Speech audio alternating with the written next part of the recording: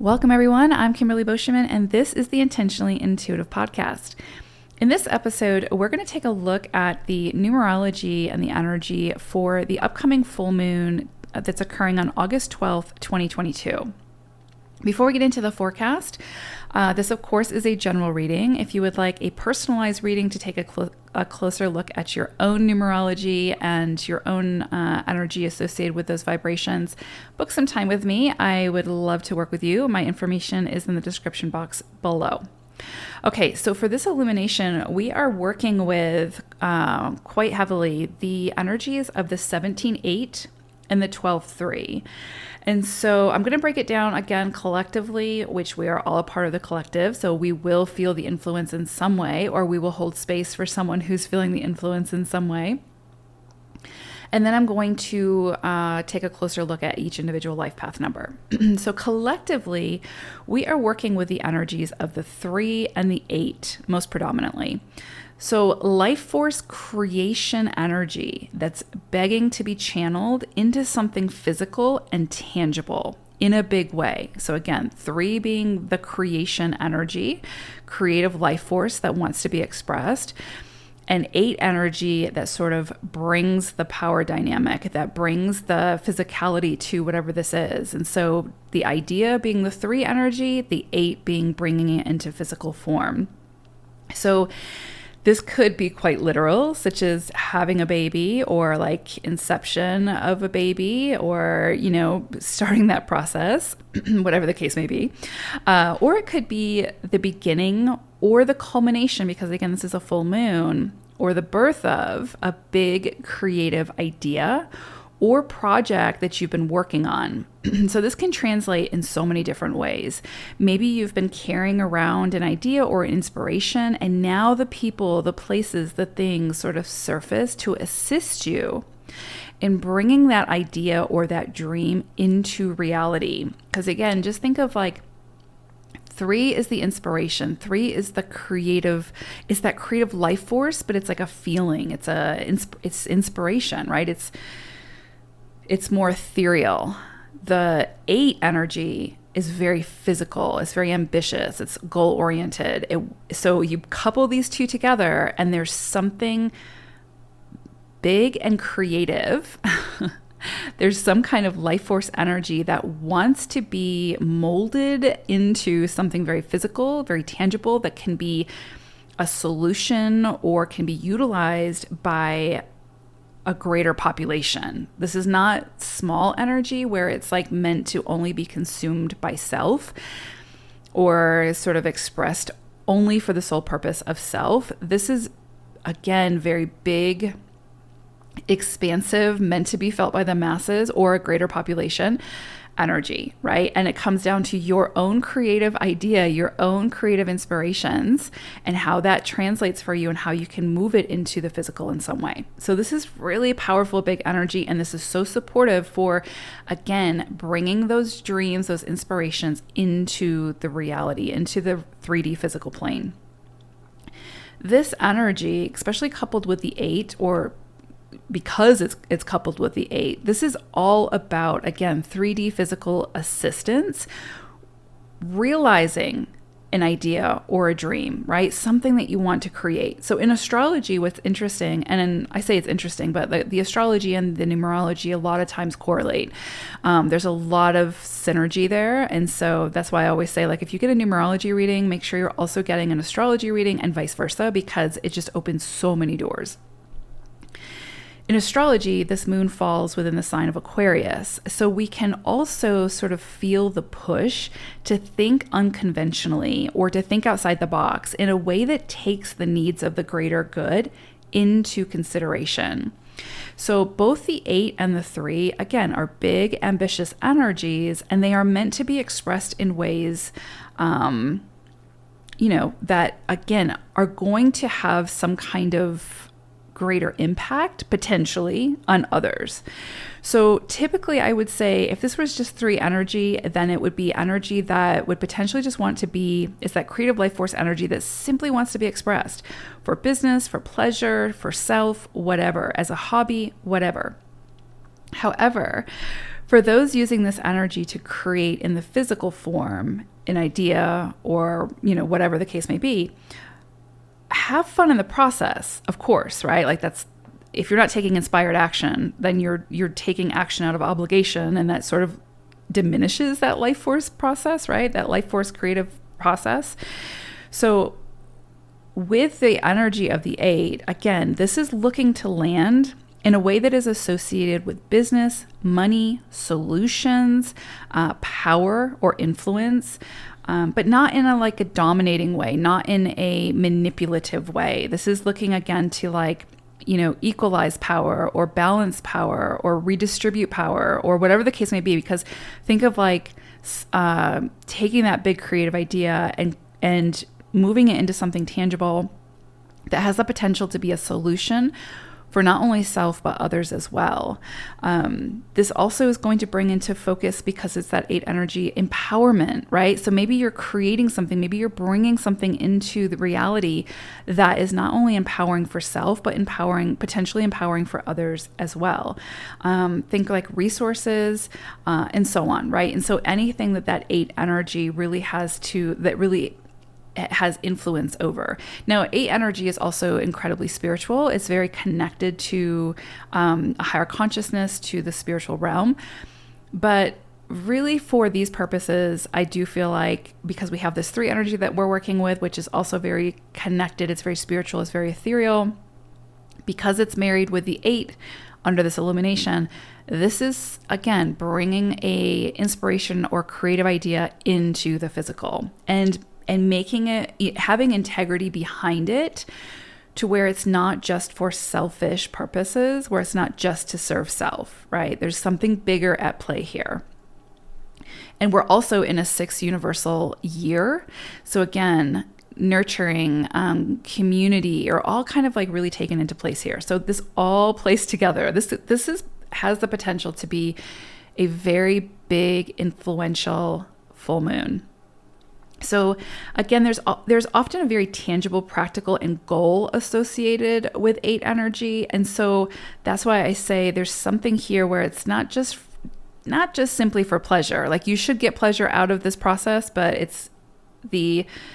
there's meant to be more to the goal, right? To the end vision.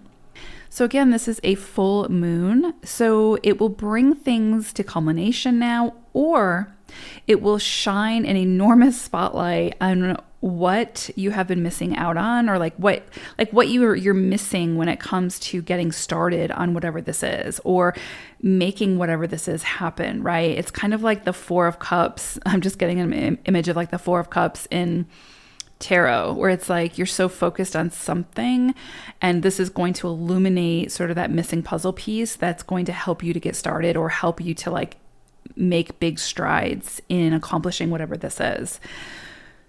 And I would also say this is sort of star energy in tarot. Again, big dreams coming to reality. But you have to put in the effort. You're the conduit here. You're the catalyst. You're the one who's going to take the inspiration and make it into something, make it into a reality, right? So it's not something that it's just a gift from the universe. Here you go. You have to do the work. You have to say yes to this. You have to show up to it. You have to be persistent. You have to keep showing up to it, to make that dream a reality, right? You are the missing puzzle piece, basically, which, yeah. So maybe you're the 4th cup, right? You are the missing link. Anyway, so this moon will highlight for you maybe where it is that you've been procrastinating, or just convincing yourself that you're not ready, or that you can't do it, or whatever the case may be. And so it's going to be up to you to kind of work with that mindset, or those mindsets, to shift that energy so that you can step into this believing that you're capable of it, and taking that first step, because that's always what it ultimately always comes down to, is taking that first step. If you don't get started, it's not going to get done, right? That's just the way it works. Someone else may do it, but they're not going to do it the way that you would do it. So if you want whatever this is, and you want it to be done and, according to your vision, and with the integrity behind that vision, you have to take the first step. You have to put in the effort. And this energy is so supportive for this.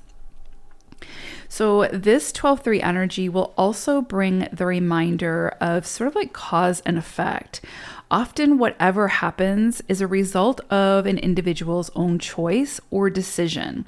So either conscious or unconscious, right? So reality is illusion and illusion is reality. So point being, if you sit through all of this beautiful energy with a negative mindset, replaying all of the reasons why you can't do something or why you aren't good enough or whatever the case may be, whatever we tell ourselves, right?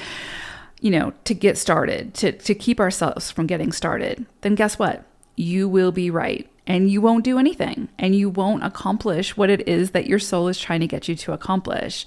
So don't ever forget how incredibly powerful you are with not only your own like sort of expansiveness and your freedom, but also within your own barriers and restrictions. You have just as much power in your expansiveness, in your creativity, in, stepping into purpose, in all of those things. You have all of that power, all of that empowerment, but you are just as powerful when it comes to your own barriers and your own restrictions. So be really mindful of that and use that power wisely, right? Especially with this energy. So this 12-3 energy helps us to sort of find ways in which to bring conflicting polarities together in a really harmonious way.